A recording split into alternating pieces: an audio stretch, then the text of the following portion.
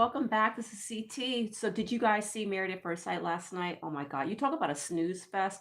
I was absolutely just like falling asleep. That episode for me to watch. I have to admit, I thought it was going to be a little bit better. I mean, I've been waiting for like, all this scandal to happen with the different couples, and it just didn't. I don't know. I mean, we were sitting there and we're watching Shaq and God, Kirsten. It was just a mess, but it was their month anniversary and they're supposed to be all happy and everything, but let's go ahead and talk about it. We're going to talk about Married at First Sight. This is CT for the NYC Indian, and we're going to be talking of, all right, had a little bit of technical difficulties there. Thank you for hanging around. So, yeah, we're going to be covering this from an indigenous perspective, a mixed native perspective, a secular perspective, which is very important because we don't get into much of the dogmatic portion of marriage, just like from a more cultural perspective. So, yeah, we start off the episode and, they've been together for 1 month and, we see Eris give Jasmine a fake little kiss. And I'm like, oh, I'm surprised he even did that. But I guess he has to perform for the cameras, honey. And then Kirsten, she's talking with her friend about how she feels as though Shaq is not paying enough attention to her. He's coming home late and, not giving her enough of his time. So Chris and Nicole, well, but let me say, and Kirsten's friend, she seemed kind of she seemed a little bit surprised, like, really? But that's because Kirsten's been lying the whole time and acting as though everything has been so great when it seems like really it hasn't been, right? So then we see Chris and Nicole, and they have like an awkward, kind of start because it's time for him to meet up with her dad. He's over, or they're at, I believe that's Nicole's apartment that she still lives in, and her dad is there helping out with the dogs. And he starts talking to Chris, and then what kills me is that how Nicole's dad tells Chris, like, okay, listen, Nicole is like this, and make sure, hold on 1 second. I gotta, oh my God, sometimes. All right, there we go. So he says to Chris basically like, he's trying to basically get a feeling about how Chris is, because I think he can sense that Chris seems to be a little bit passive, but I think that's really just how Chris comes off, because Chris is really not, right? Look at the situation with the dogs and how he's insisting that they don't live together right away. They don't give up their leases, they renew their leases and stuff. And so he comes across that way, but I don't know if her dad really knows that he is more than what he seems to be. So he's telling him, when it comes to Nicole, she's gonna. I mean, he was kind of throwing Nicole a little bit under the bus, right? He's like, she's gonna be a whole lot. If you give her 1 foot, you give her an inch, she's gonna take a foot. And I was like, what kind of thing is that to say about your daughter, But if it's true, I mean, I think he's just thinking because Chris is a potential victim or something, and I don't, I mean, that's not how you talk about your daughter. I'm just sorry. I don't agree with that. Maybe that's why you're divorced. But anyway, moving on. He says, basically Chris needs to like, he needs some big D energy. I said, what? Oh my God, you don't say that. Like, what kind of father-in-law said? I don't know. I was very surprised about her father's uh his reaction. I mean, he's a, New York guy. I wasn't surprised at his candor, but I was surprised that he felt the way that he felt. But if Nicole is not telling anyone, or if she's not saying to her dad, hey, listen, he's actually being like this on the side, then maybe her dad just thinks like Chris is a little victim and his poor little princess is just, walking all over this guy. So then we go over to Eris. Oh my God, I just cannot emphasize what a boring episode this was. So let me go on over to Eris. So Eris meets up with his friend and they're sitting down at the bar, and he's talking about his extreme lack of attraction towards Jasmine, and it's just so sad. And his friend's like, wait a minute, it's been a month, you guys, like, I mean, nothing, like nothing. And he's like, yeah, no, it's just not there, I'm not feeling it. And his friend was surprised, and his friend was thinking like, are you even putting in the effort? Like, what are you doing to like kind of reach her? And Eris feels as though, well, he's just being honest. So I mean, the bar is so low with this show that normally I would be like, oh, well, that's just really inappropriate and blah, blah, blah. But because we saw what Chris took Paige through an episode, or sorry, not episode, in season 12 so bad that if somebody's just willing to say, hey, I'm not attracted to you, we're actually like, well, okay, I mean, I guess he's being honest.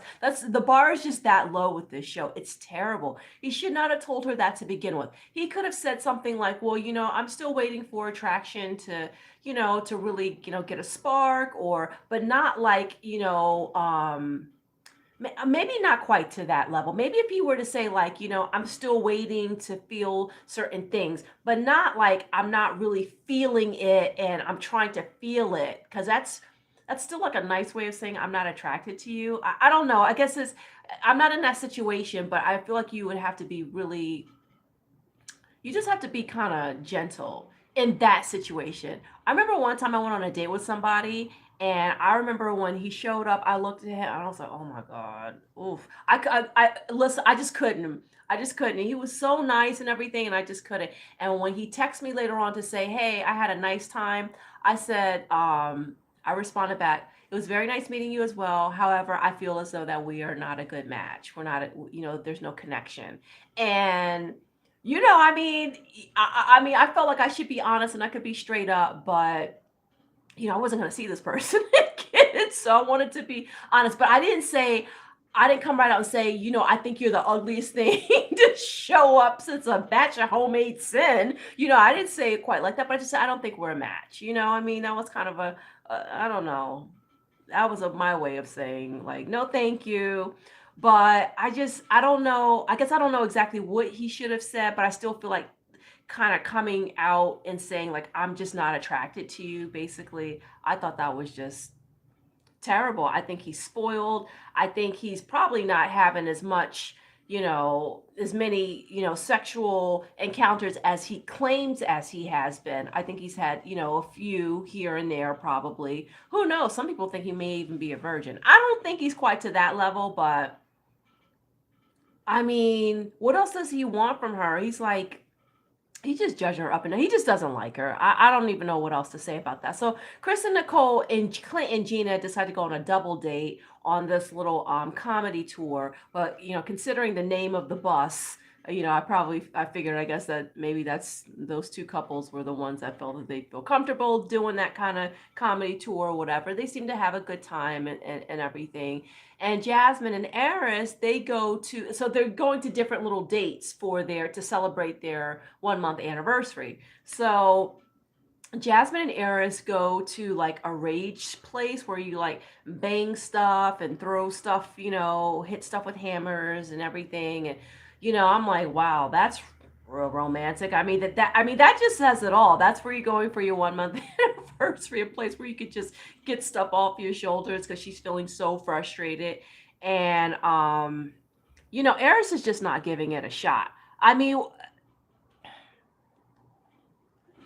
he's not attracted to her, but it's a hard argument because I understand if you're not physically into someone, but when you're signing up for this process, you're signing up basically saying, okay, I know you're going to give me someone who I potentially will not be attracted to, but part of the experiment is to still put in the work and still to try. And I feel like he's not trying. He's just not trying. He says, oh, well, when we go out on dates and stuff, it's more fun or whatever, but he's not. He looks at her like he would look at his sister. I mean, he looks at his cousin more lovingly than he looks at her. He's not trying. He's just not trying. And she is trying to give her complete all. So it stings that the fact that they're going to a rage place to celebrate 1 month. Terrible, terrible, terrible. So then Chris decides to surprise Nicole. And he has this little helicopter and he's flying it in the apartment. And then he's like, okay, this is going to be, I'm going to surprise you with an actual real helicopter ride. And I thought that was very romantic. Finally, Chris stepping up, finally, and, she's very happy about that. It was just such a romantic gesture. And neither one of them have been on a helicopter ride before. So now we have Kirsten and Shaquille. So they decide to go to a skating rink and they both like to skate. And, Kirsten, she's, a more experienced skater than he is. They wind up having like a little dinner or something, or drinks, I guess, in the middle of the rink with a little table, and it was cute. And it was once again him trying to pry something out of her, and she or her just saying that, we just need better communication. We just need better communication. She is not saying what it is that she really feels. I said it from day one, and I stick by it. For her, for Kirsten, Shaquille is not he's not masculine enough. I think the way he talks, he has an accent. I think he comes off as soft to her. And I mean, there's plenty of women that like a guy that's not so alpha. You know what I mean? I mean, not everybody's attracted to all of that knuckle dragging and all that business. So, but that's what she likes, and he is not that. He can never be that. And I also, if you guys didn't watch my first review of the show, I thought that perhaps, maybe, I mean, Shaquille does come off like, maybe he's still in a self discovery kind of place in his life. You know what I mean? I think he still has a little discovering to do, perhaps. But just because a person is discovering doesn't mean that they can't like one thing, though, that they can't like two things, though, either. So, I mean, I don't know. I mean, I could be wrong about that, but at least I feel like she's honing in at least on the lack of masculinity in her eyes, kind of uh, characteristics of him, basically. I mean, she's is frustrating because it seems like she's gaslighting. She keeps saying like, "Oh, I don't let down my walls. I just don't let down my walls." It's what it is. What she's not saying is that she's not attracted to him. She probably thinks that he might not be attracted to her. Okay.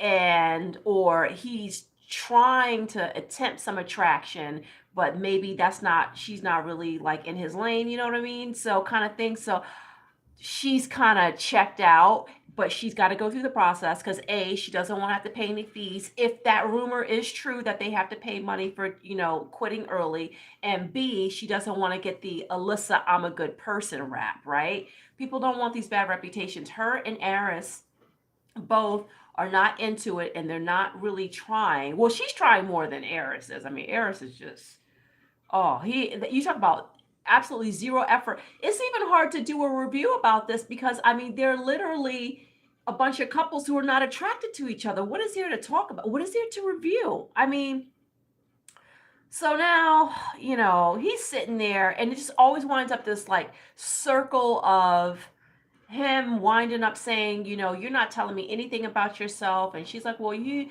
know, you just have to ask me more questions, and but you're not home enough and you're hanging, oh, whatever.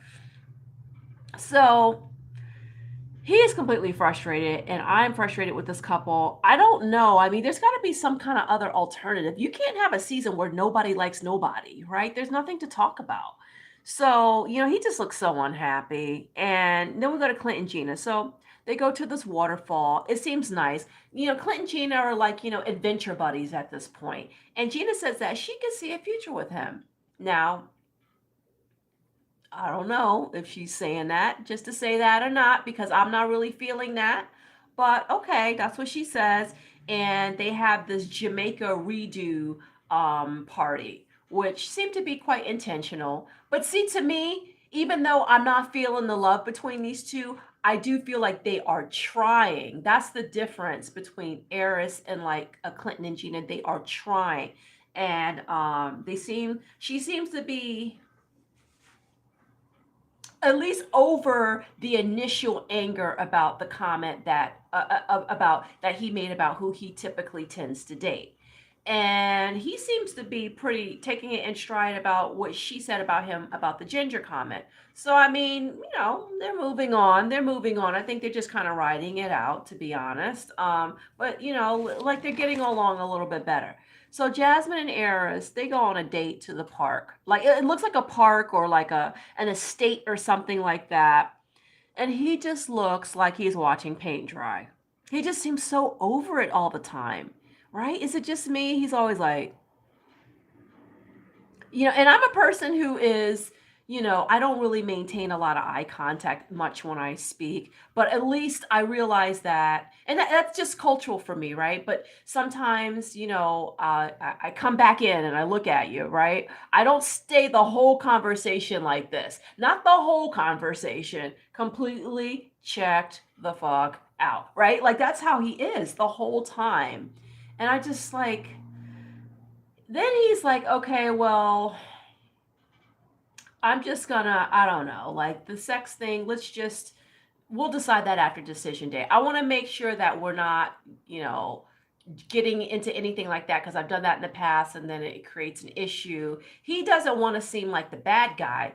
If he wasn't on camera, and even if he's not attracted to her, I think he still would have attempted to try to have a little encounter with her. But because he's on camera and he doesn't want to look bad, he doesn't want to look like Chris, who was, betting Paige, meanwhile buying Mercedes for Mercedes over, across town. So I think he's just trying to salvage his reputation. And yeah, he just tells her, no, nothing by decision day. And she's looking at him like, like she's got that look on her face. Oh, my nose is so itchy today. She's got that look on her face like she is so over it.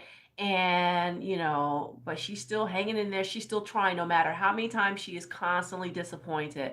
And I'm like, you know what, Jasmine, at this point, I mean, go ahead and just make it all the way through to decision day, but stop giving so much of yourself. Stop. You have tried so much in this experiment, and he has not even one drop, not one cell in his body that is attracted to you. There's nothing you can do at this point. You've massaged him, you fed him grapes, you took care of him, you nursed him back to health, you did this, you did that, you stood up for him. I mean, there's nothing else you can do. So at this point, just write it out, kind of do like Gina and Clint, hang out, but don't have any expectations. You need to stop expecting things from him because he can't give it to you. He just can't. It's not in his heart. He's not willing, and you can't force somebody in that kind of situation. So Chris and Nicole, they watched their wedding video. And during the wedding video, she brings up a couple times how she didn't like her makeup.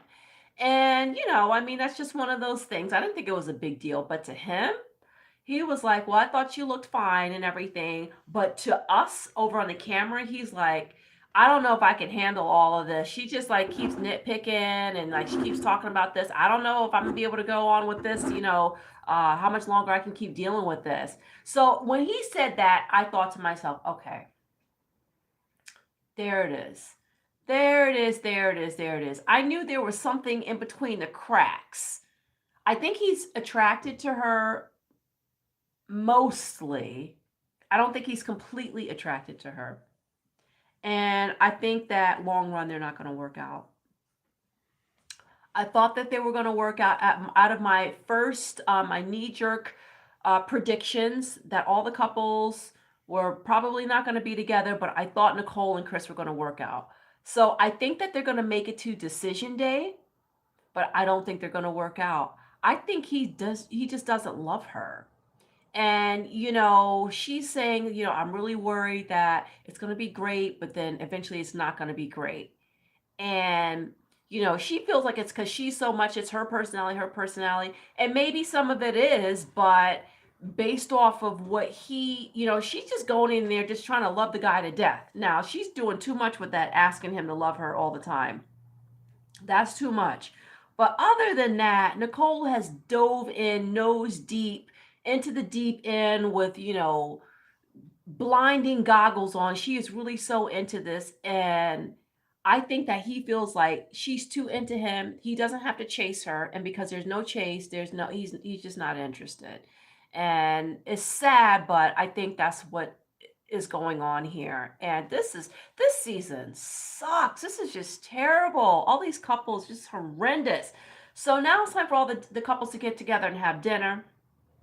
And everyone is getting together and they're all happy about Clint and Gina's progress and stuff like that. And, Nicole like completely misreads Eris and Jasmine. And I'm like, girl, read the body language. Are you not catching up on that? Because she's so positive. She just wants everything to go, go, go, everybody to keep trying and keep fighting for another day and stuff. She's very positive. I do get that to Nicole, but in this situation, I was like, Nicole, you need to just like pipe down, right?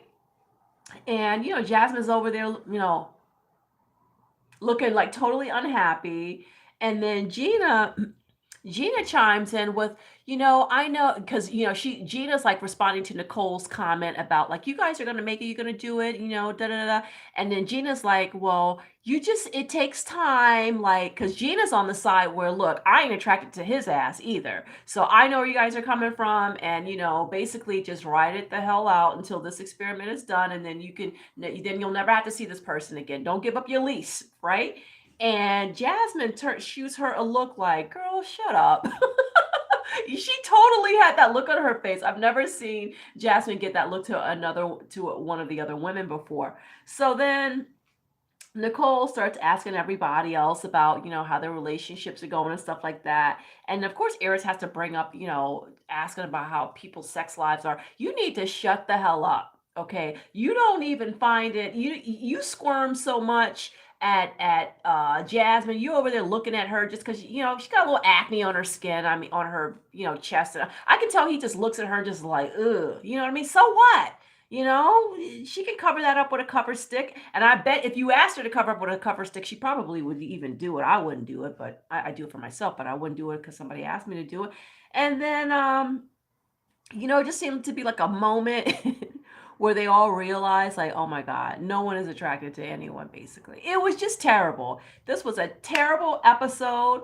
I would, I don't rate episodes, but if I had to, this is just terrible. I was bored and I'm pretty like upset because I was tired as hell. I had to wake up very early. I had to start my day early. I'm doing a million things with my kid and, getting up before the crack of dawn. I'm making school lunches and driving and picking up and studying school plays and doing homework and fixing dinner and giving a bath. Like, oh, okay, right. Oh, I'm just going through my whole, it's mundane, right? That's not exciting stuff, but that's like my whole day, and I'm exhausted. So at 8 o'clock, when it's time for me to watch Married at First Sight, I want to be entertained. And when I turned on the TV, I was like, oh my God, I can barely keep my eyes open. It was so boring. So anyway, yeah, Shaquille confronts Kirsten about why she said in front of the group that she feels as though the attraction is not totally there. He's like, what do you mean? Like, you say something different in front of the group. If you felt like that, why didn't you tell me that, one on one? Shaquille, what's going on with you? I know you're trying for trying's sake, but you know that this woman is not into you, right? Just because she's saying she's less grossed out by your bald head, come on, that means nothing. All right? She's not into you. You're kind of into her. It's not happening. I know, Shaquille, you have been taught that you need to be like this, like that. You grew up in a church and you grew up like everything is supposed to be lined out. And then within your community and society, things are supposed to be like X, Y, and Z. And, you need to have that person on your arm who looks really good and everything, even what's her name, Jasmine, and I don't know if this is like a church thing or something. Jasmine too was like, I wanted that power couple. And if I hear power couple one more time, just let it go. All right, just let all that go. Maybe you guys are watching too many reality TV shows or something like that. That is a very rare thing. Don't go into a marriage looking for that. Just look for someone that treats you right, loves you, is going to be there for you, and treats you like an equal. Okay, treats you like an equal. That can provide or contribute. Right. That's it. I mean, that's basically it. Terrible episode. I'm sorry, guys. I wish I could have had a better review, but I just don't have a better episode. And I wore my good sweater for nothing. And my earrings I just made. Ugh. Anyway. What can I say? Kirsten's playing dumb and Shaquille's over there, baby, baby, baby, please. But I think he's kind of checked out. I think after he saw her in front of that group and the way that she responded, I think he is, he's all he seems like some episodes he's looking down a lot, like, oh, I don't know, what was me? And then other episodes he seems like, okay, maybe we're getting there. It kind of teeter totters, but I think for the most part, this is not going to work out. He wants someone to really love him, and Shaquille, do some self exploration. You don't have to have what this very Southern conservative religious environment tells you you have to be and how you have to behave. Be free, be who you are, and be true to who you are, if you are who I think you are. But I don't know. We'll see. But what the hell do I know? I'm just a lady on YouTube, right? So anyway, guys, I don't know. I'll see you on Saturday for Love After Lockup. I'll see you on Monday for 90 Day Fiance the other way. What else? Stay safe. Take care. And che pisalacho.